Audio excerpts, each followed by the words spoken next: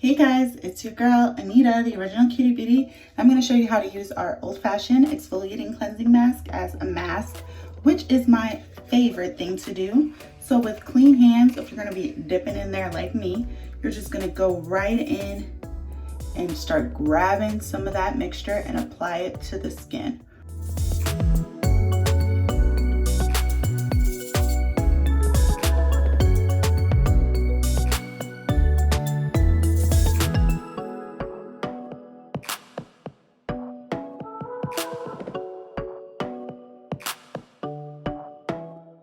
After your face is completely covered, leave it on for 15 to 20 minutes and then you can wash it off with warm to cool water.